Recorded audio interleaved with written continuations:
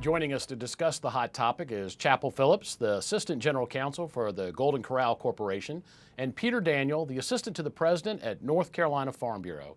Peter, let's start with you. Tell us a little bit about the implication of immigration policy as it impacts agribusiness in North Carolina. Well, agriculture and agribusiness are the largest sector of North Carolina's economy, upwards to $74, $75, $76 billion annually.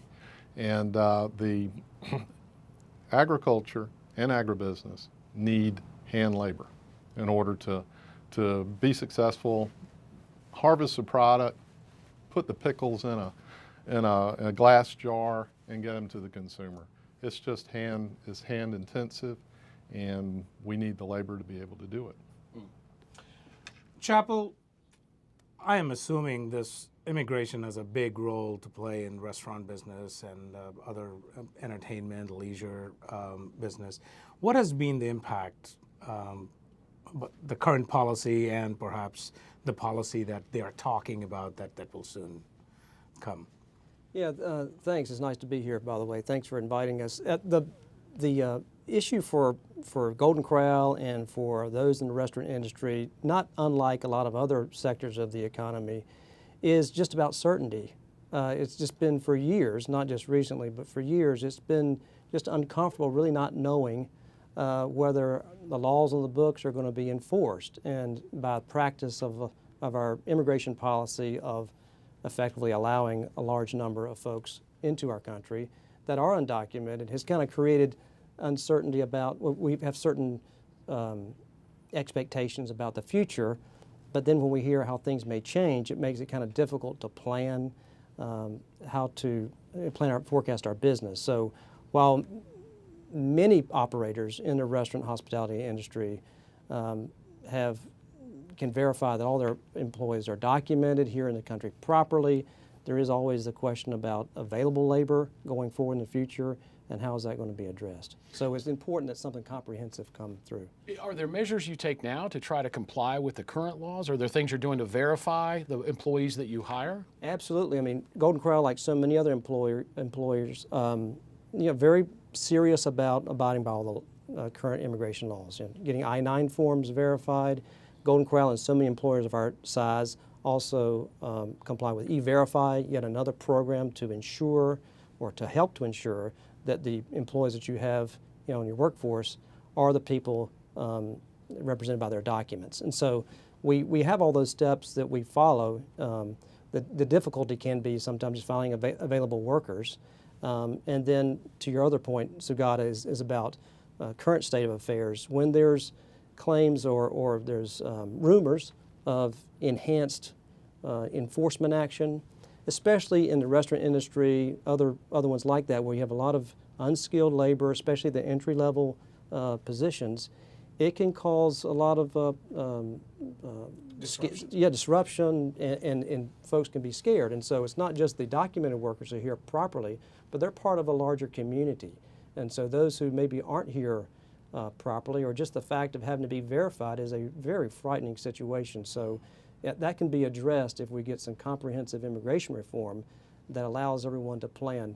Everyone, all the stakeholders, employers, employees, prospective employees, those thinking to come to this country, everyone involved can feel better about the state of things. And Peter, I would imagine the same is sort of true for farm workers and the current legislation and what they're talking about.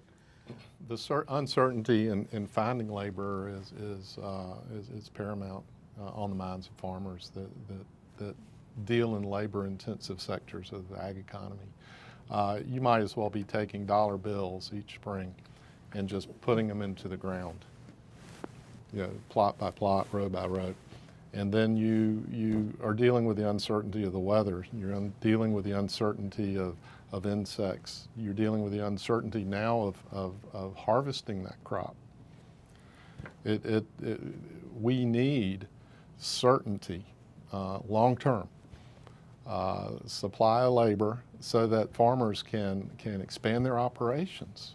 We have farmers, members of Farm Bureau now, that want to bring their children into the operation, and that would mean needing they need to expand their operations to bring those families into the farming enterprise.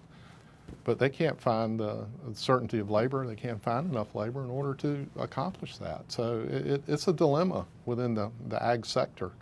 There are businesses that would expand today if they had the less skilled workers to work, and it would put more Americans to work, bringing in and having a easily navigated immigration work program. Peter, I know you're very active in conversations with members of the North Carolina congressional delegation and leaders at the state level as well. When you talk to elected officials, when you talk to policymakers, what do they say to you about this issue? Why is it not taking a greater priority to resolve and refine the system? We've been working for decades with our congressional delegation. We are working through our framework at American Farm Bureau with other states across the nation. We are seeing the issue lining up to the point where we feel like something can really take place within this Congress. What is that? What do you think can take place? I think we can come up with a workable guest worker program that will work not only for agriculture, ag employers, but for the hospitality, restaurant industry as well. The high-tech workers, those businesses are, they want to expand. We have an expanding economy, and with a static population, we're not growing as we once did as a nation. We've got to have workers come in to supplement this expanding economy, whether it's agriculture, whether it's the hospitality sector, or whether it's high tech. We have got to have a solution, and Congress, our delegation in North Carolina gets it. They understand it, and Senator Tillis has pledged to this will be one of his premier issues that he wants to accomplish during his term in the Senate. So Peter, it seems you're saying that the current immigration policy, and this probably goes to Chappell as well, is hurting the farmers. Yes. And the hospitality industry. Let me just jump in right here. The current immigration system was developed. It reflects an economic model of the 1940s, the 50s, and early 60s, when there were plenty of unskilled workers available in a lot of sectors. Agriculture was sort of the canary in the mine. When ag gets sick, it's an indication that there are other things that will follow after it. But we don't have those unskilled workers ready to come in and do temporary labor. If you look at I was reading this week, the unemployment rate in Haywood, in Buncombe, and in Henderson County is 3.5%. That is full employment, and there are no workers looking for jobs, especially temporary jobs. We pay very good wages, and that's another misnomer on the farm, that farms are just looking for cheap labor. We're just looking for labor. I mean, the guest worker programs are not cheap. If you extrapolate out all the expenses to get a guest worker here, we pay in the neighborhood of $16 to $17 an hour. Chappell, Peter, thanks for joining us.